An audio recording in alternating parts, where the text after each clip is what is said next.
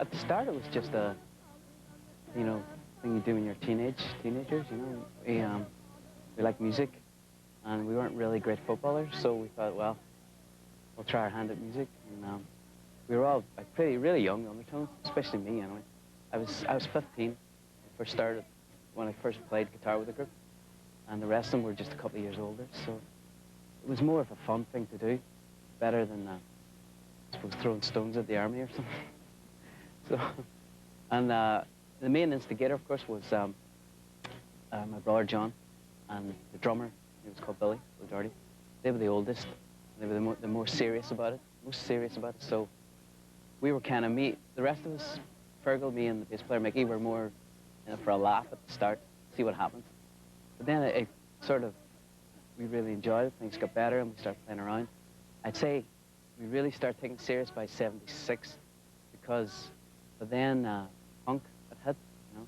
Well, it hadn't really hit Northern Ireland, of course. Things go slower there, but we were reading the Enemy every week and knew about the Ramones. We heard the Ramones, and that was the main sort of thing that started as, you know, the influence. I'm gonna call her on the telephone, have her over 'cause I'm all alone. I need excitement, oh, I need it bad, and it's the best I've ever had. I wanna hold her tight, get teenage kicks right through the night. People always treated us as a laugh, really, especially in Derry. Well, it's a small town, and because of this, you know, their idea of punk was safety pin through your nose. It was sort of Sun mentality, and we were considered like this joke band, really. We weren't. Nobody took us serious because we weren't doing heavy metal covers or something. And the fact then we started writing our own songs as well was completely alien to most people over there. So we got a lot of support from friends and family.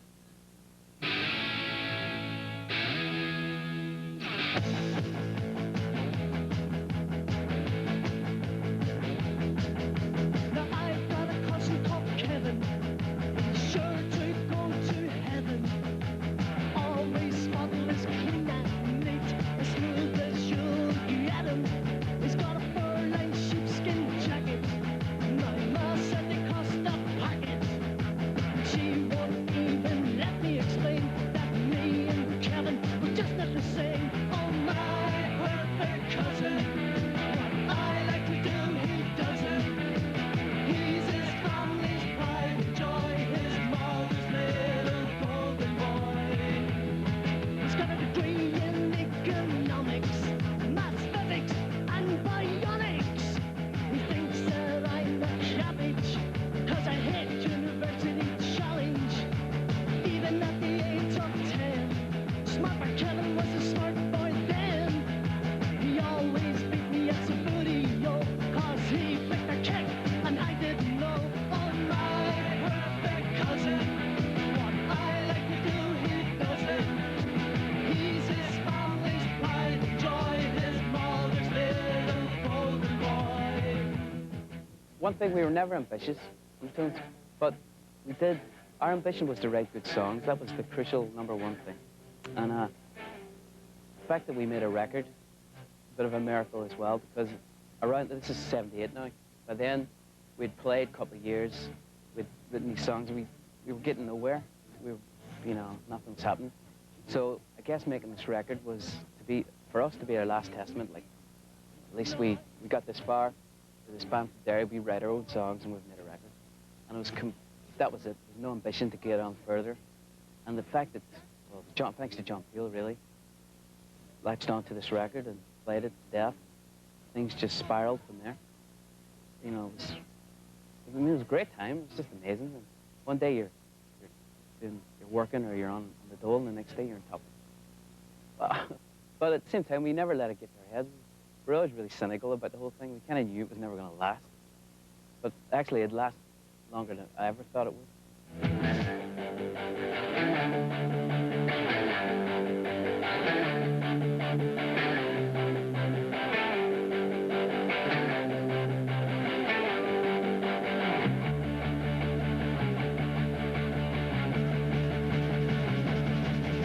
His mother bought him a synthesizer, got the human league into advisor. Now he's making lots of noise, playing along with the Oxford boys. Girls try to attract his attention, but what a shame, it's in vain, total rejection. He will never be left on the shelf, 'cause Kevin, he's in love with himself. Oh my perfect cousin, what I like to do, he does it. He's his father's pride and joy, his mother's little broken boy.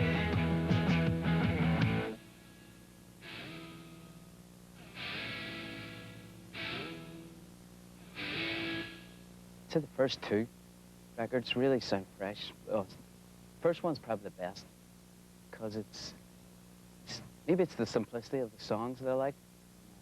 Guitar riffs are really, the hooks, some of the hooks are great. It's just that, maybe that's why people, and to me it's still a mystery why we appealed to so many.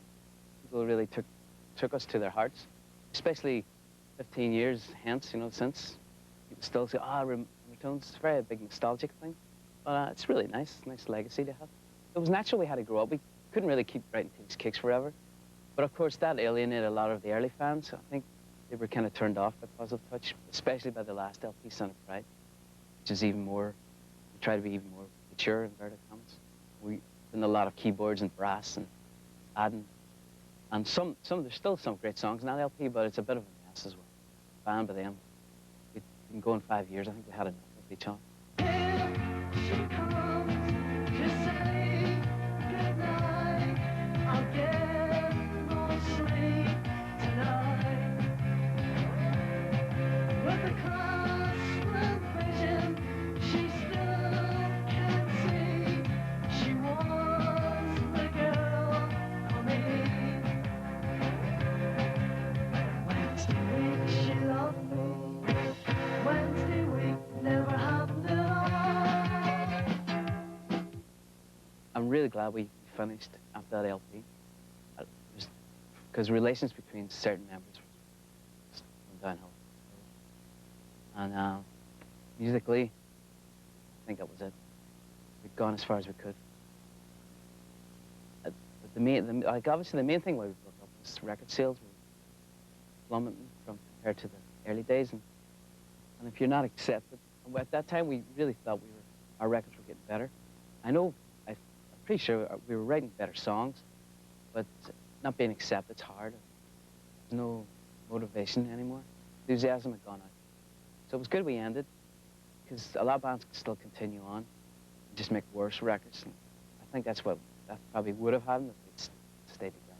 There she goes, I won't see her again.